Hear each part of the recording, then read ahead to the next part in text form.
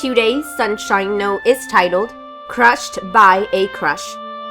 Then I called on the name of the Lord. O Lord, I beg you, save my life. Psalms 116, verse 4. I was hardcore in love with this girl, Daniel told me. He chuckles about it now that he's in his teens. At the time, he was 6 years old, and she was 12. Regardless, she was his first crush.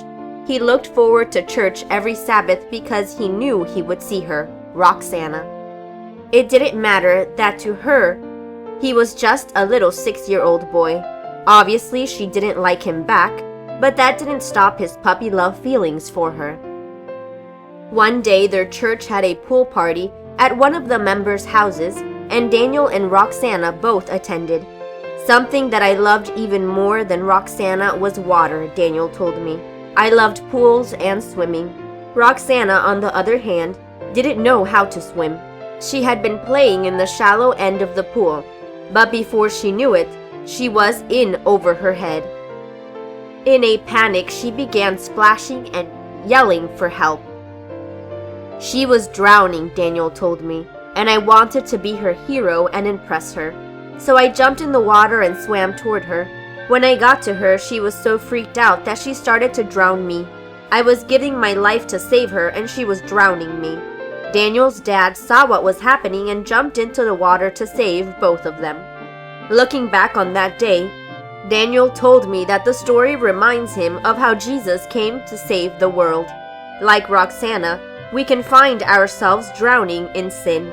Rather than staying in the shallow end, where we're safe and protected, we're attracted to the deep end because it seems that almost everyone else is there. We may think it is a lot of fun for a while, but then we realize we're going under. We're drowning. Parents, friends, and teachers may talk to us. They may say, "Hey, are you okay?"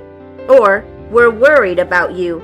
But just as Daniel couldn't save Roxana, they can't save us. They can encourage and help us, but only one can save us. That's where Jesus comes in, a strong, fearless, and most capable lifeguard. He will firmly grab you by the hand and pull you up to safety.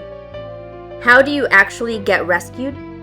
Like the writer of today's text, you cry out to God, "O Lord, I beg you, save my life." In other words, help, I'm drowning. So you make that first step, that first cry for help to God, and then you go and tell someone else about it too. Someone you respect who is a strong Christian. Someone who can help you as you make your way out of the deep end, back to safety. Then I called on the name of the Lord. O Lord, I beg you, save my life. Psalms 116, verse 4. May God bless you today.